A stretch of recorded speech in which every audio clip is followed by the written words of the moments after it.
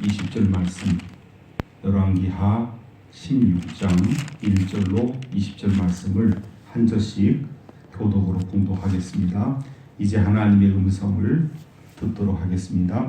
르말랴의 아들 베가 제17년에 유다의 왕 요담의 아들 아하스가 왕이 되니, 아하스가 왕이 될 때에 나이가 20세라 예루살렘에서 16년간 다스렸으나 그의 조상 다윗과 같지 아니하여 그의 하나님 여호와께서 보시기에 정직히 행하지 아니하고 이스라엘의 여러 왕이 길로 행하며 또 여호와께서 이스라엘 자손 앞에서 쫓아내신 이방 사람의 가증한 일을 따라 자기 아들을 불가운데로 지나가게 하며 또 산당들과 작은 산 위야 모든 푸른 나무 아래에서 제사를 드리며 분향하였더라. 이때 아람의 왕 르신과 이스라엘의 왕 르말랴의 아들 베가가 예루살렘에 올라와서 싸우려 하여 아하스를 에워쌌으나 능히 이기지 못하니라. 당시에 아람의 왕 르신이 엘랏을 회복하여 아람에 돌리고 유다 사람을 엘랏에서 쫓아내었고 아람 사람이 엘랏에 이르러 거기에 거주하여 오늘까지 이르렀더라. 아하스가 아수르 왕 디글라필레셀에게 사자를 보내 이르되 나는 왕의 신복이요 왕의 아들이라. 이제 아람 왕과 이스라엘 왕이 나를 치니 청하건대 올라와 그 손에서 나를 구원하소서 하고, 아하스가 여호와의 성전과 왕궁 곳간에 있는 은금을 내어다가 아수르 왕에게 예물로 보냈더니 아수르 왕이 그 청을 듣고 곧 올라와서 다메섹을 쳐서 점령하여 그 백성을 사로잡아 기르로 옮기고 또 르신을 죽였더라.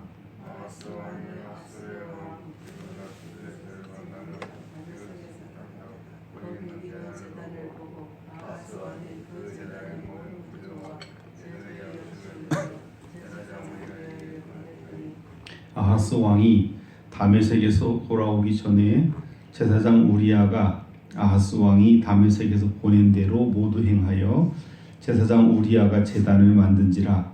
왕이 다메섹에서 돌아와 제단을 보고 제단 앞에 나아가 그 위에 제사를 드리되 자기의 번제물과 소제물을 불사르고 또 전제물을 붓고 수은제 짐승의 피를 제단에 뿌리고 또 여호와의 앞 곧 성전 앞에 있던 놋제단을 새 제단과 여호와의 성전 사이에서 옮겨다가 그 제단 북쪽에 그것을 두니라.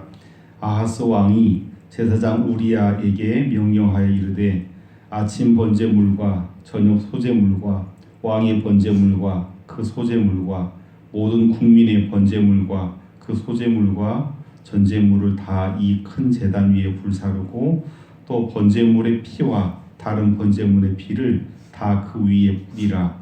오직 놋제단은 내가 주께 여쭐 일에만 쓰게 하라 하매 제사장 우리야가 아하스 왕의 모든 명령대로 행하였더라.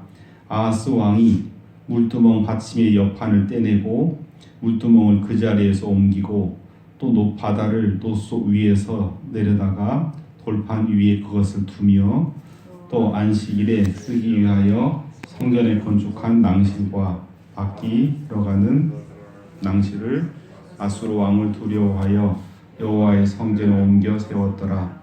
아하스가 행한 그 남은 사적은 유다 왕 역대지략에 기록되지 아니하였느냐.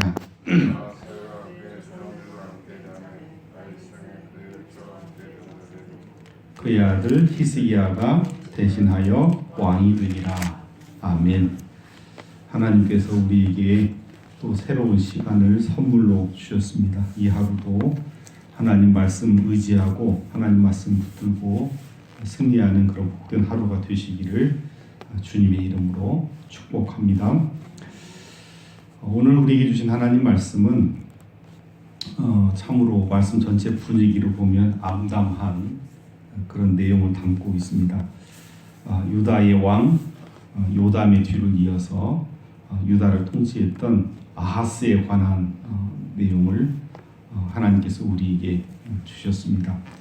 하나님께서 우리에게 주신 성경 말씀을 주신 가장 주된 그 이유와 목적은 이 말씀 가지고 세상에서 떵떵거리며 잘 살기 위해서, 세상에 잘 살 수 있는 방법을 제공하기 위해서 이 하나님 말씀을 주신 것이 아닙니다.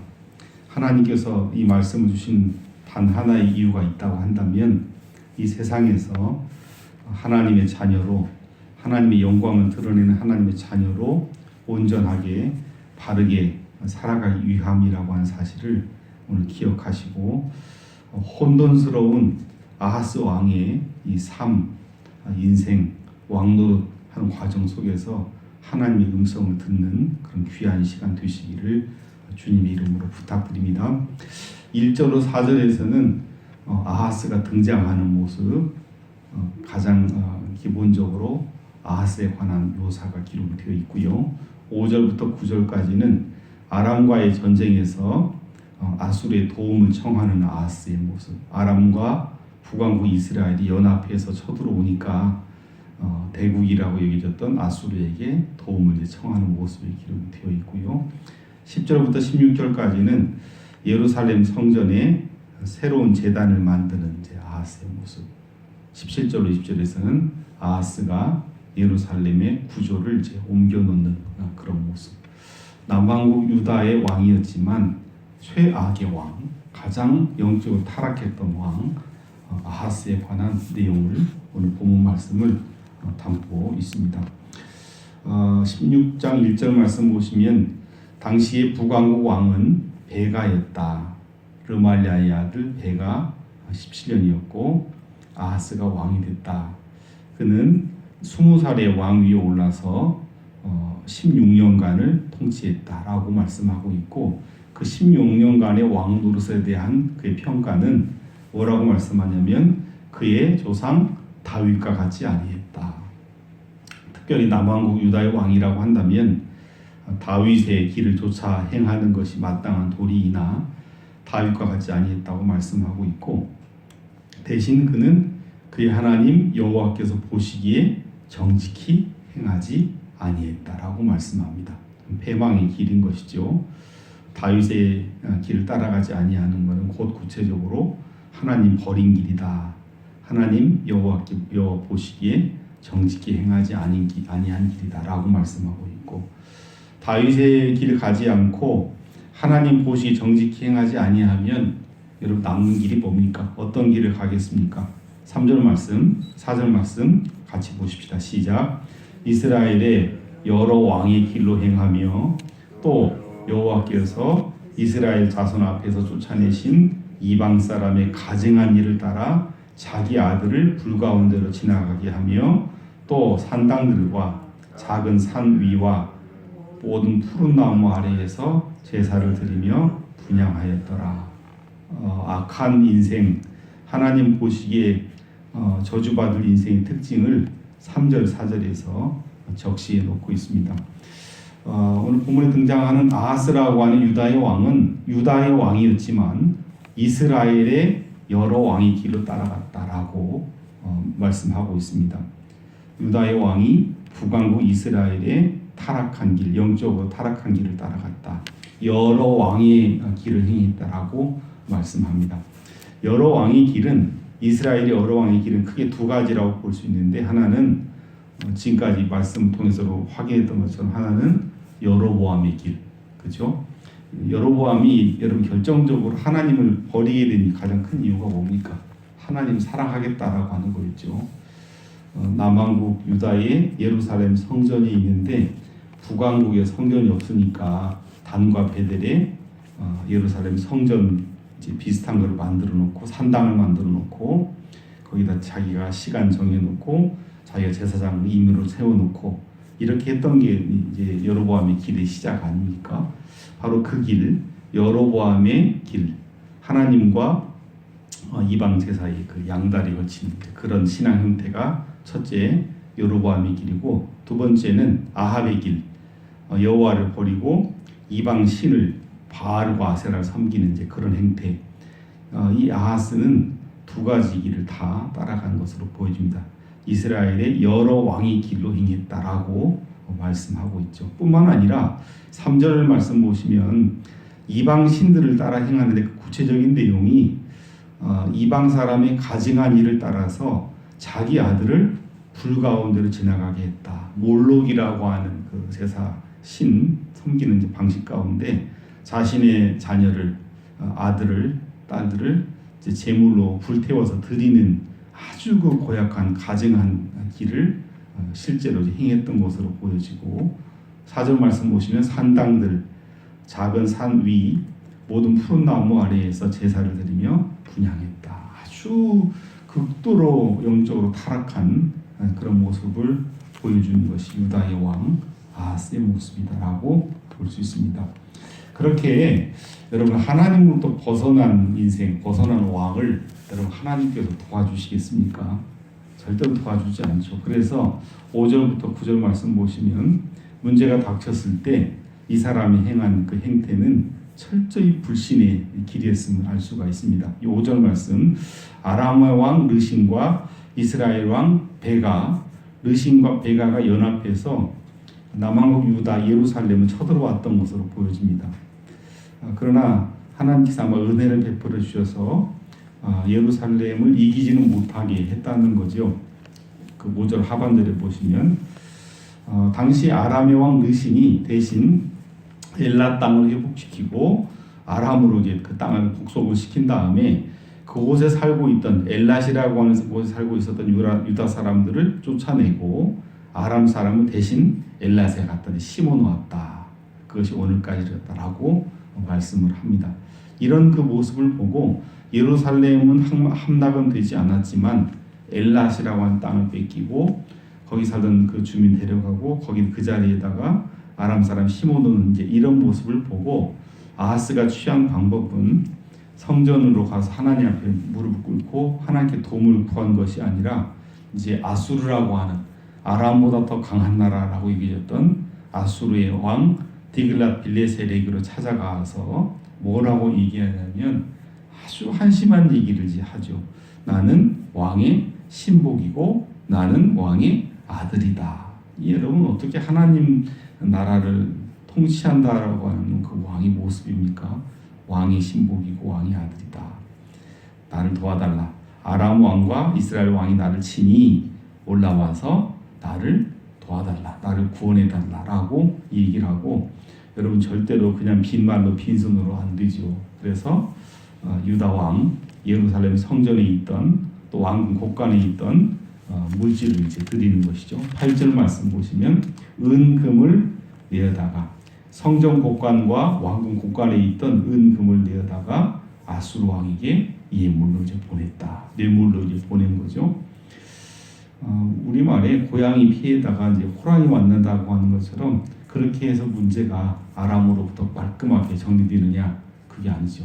아람에 잠깐 그 가랑비는 피하는지 모르지만 아수르라고 하는 거대 폭풍 같은 이제 그런 큰 세력에게 제압을 당하죠. 아수르 왕이 그 청을 듣고 곧 올라와서 다메섹을 쳐서 점령하여 그 백성을 사로잡아 기르로 옮기고 르신을 죽였더라. 일단 아수르 왕이 아람을 이제 그 세력을 제어를 해주는 역할을 이제 하죠.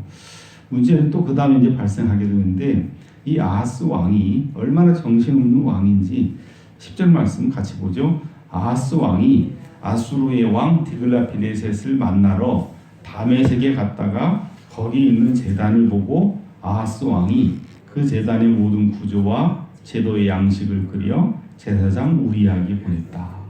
여러분 이게 무슨 말입니까? 아하스 왕이 아수르의 왕에게 도움을 청하기 위해서 아수르로 간 것이 아니고 아수르 왕 디글랏빌레셋이 아람을 점령하고 아람의 수도인 이제 다메섹, 요즘 다마스쿠스라고 하죠. 다메섹이 있다라는 얘기를 듣고 다메섹으로 찾아간 거예요. 다메섹에 가서 뭘 봤냐? 다메섹에 있는 이방 제단, 이방 신전의 모습을 보고 그 이제 설계도를 고스란히 보낸 거죠. 제단을 보고 아하스 왕이 그 제단의 모든 구조, 제도의 양식을 그려서 설계도를 누구한테 보냈다는 겁니까? 유다의 제사장 우리야에게. 참 한심한 거죠. 왕도 한심하고 제사장 우리야도 한심하다라고 하는 것이 10절, 12절, 15절, 16절에 고스란히 많이 나타납니다. 이 왕이 이렇게 정신이 없으면, 아하스가 이렇게 정신이 없으면 이 당신 큰 문제다, 이렇게 하면 안 된다라고 제사장이 얘기를 해야 되는데, 이방 나라에 가서 이방 신전 모습 설계도 딱 보내주니까 10절에 우리아에게 이 설계도를 보내주니까 11절 말씀 어떻게 되어 있습니까? 제사장 우리아가 제단을 만들었다. 만든지라. 나아가서 12절에 그 제단에서 뭘 했다? 실제로 제사를 드렸다 라고 말씀하고 있죠. 15절 아하스 왕이 제사장 우리아에게 명령하여 이르되 이런 방식으로 제사를 드리라고 하니까 16절 뭐라고 말씀합니까? 제사장 우리아가 아하스 왕의 모든 명령대로 행하였더라. 이 망할 나라의 모습은 정치가 왕도 타락하고 종교, 제사장도 전적으로 타락해서 하나님 버리고 외세, 인간 나라, 눈에 보이는 그런 세력들을 의지하는 전형적인 모습을 보여줍니다. 그리고 하나님 뜻대로 살지 않고 임의대로 자신들이 원하는 형태의 제단을 만드는 그런 모습을 보여준다고 할 수 있습니다. 여러분, 아하스의 이런 모습은 결국은 패망의 길로 가는 전형적인 모습이라고 볼 수 있겠죠. 뿐만 아니라 11절부터 20절 말씀 보시면 다메섹에 가서 제도의 양식을 따라서 제단을 이렇게 모형을 이제 새롭게 만든 것뿐만 아니라 17절부터 20절까지 보시면 이런저런 여러 가지 성소 성전에 있는 요즘으로 말하면 구조를 변경하고 용도를 변경하는 일들을 자행을 합니다. 아니 그렇게 할 수가 없잖아요. 철저히 하나님의 말씀에 의거해서 절대로 하나님의 그 말씀에 위배됨이 없이 그 일을 진행하는 것이 더군다나 왕이 이방 신을 섬기기 위해서 그렇게 해서는 안 되잖아요. 제사장이 하나님께 묻고 반드시 그렇게 해야 될 그 일을 임의로 아하스 지가 살아보겠다고, 인간적으로 살아보겠다고 성전의 구조를 변경하고 용도를 변경하고, 아람은 피했지만 아수르라고 하는 더 치명적인 그런 악의 축과 함께하는 그런 모습으로 전락하는 것을 볼 수가 있습니다. 권력을 강화시키기 위해서 그 왕의 하나의 그 도구가 된 전형적인 뭐라고 할까요? 잘못된 종교 행태를 오늘 말씀 속에서 확인할 수 있습니다. 성도 여러분, 주신 말씀을 기억하시면서 다시금 주신 말씀을 반면 교사로 삼아서 내가 내 힘으로 인간적으로 잘 살아보겠다라고 선택한 그 길, 아하스의 길이 아니라 그 길로부터 벗어나서 다윗의 길, 여호와께서 원하시는 길을 성실하게 정직하게 준행해 나갈 수 있는 저와 여러분들의 삶이 되시기를 주님의 이름으로 부탁을 드립니다. 기도하겠습니다. 살아계신 아버지 하나님, 우리로 하여금 아하스의 길을 쫓아 따라가지 않도록 주님 도와주시옵소서. 돈과 권력에 물든 기독교가 오늘 사회로부터 지탄을 받고 있습니다. 여전히 이 오늘 말씀은 우리 현실임을 고백합니다. 하나님의 뜻을 외면하고 하나님의 말씀대로 살지 않고 구조를 변경하고 용도를 변경하고 그저 우리가 이 땅에서 행복하게 잘 살면 된다라고 한 논리로 모든 것을 자기 합리화시키고 있는데 그렇게 살아가지 않도록 주님 도와 주옵소서. 감사드리며 살아계신 예수 그리스도의 이름으로 간절히 기도하옵나이다. 아멘. 357장 2절만 찬송하겠습니다. 온일 유막의 괴율로 큰 죄에 빠지니 진리로 띠를 띠고서 늘 기도 드리세. 참 믿고 의지하면서 겁없이 나갈 때 주 예수 믿는 힘으로 온 세상 이기네. 믿음이 이기네. 믿음이 이기네. 주 예수를 믿음이 온 세상 이기네. 아멘. 하늘에 계신 우리 아버지 나라가 오게 하시며 아버지의 뜻이 하늘에서와 같이 땅에서 이루어지게 하소서. 오늘 우리에게 일용할 양식을 주시고 우리가 우리에게 잘못한 사람을 용서해 준 것 같이 우리 죄를 용서하여 주시고 우리를 시험에 빠지지 않게 하시고 악에서 구하소서. 나라와 권능과 영광이 영원히 아버지의 것입니다. 아멘.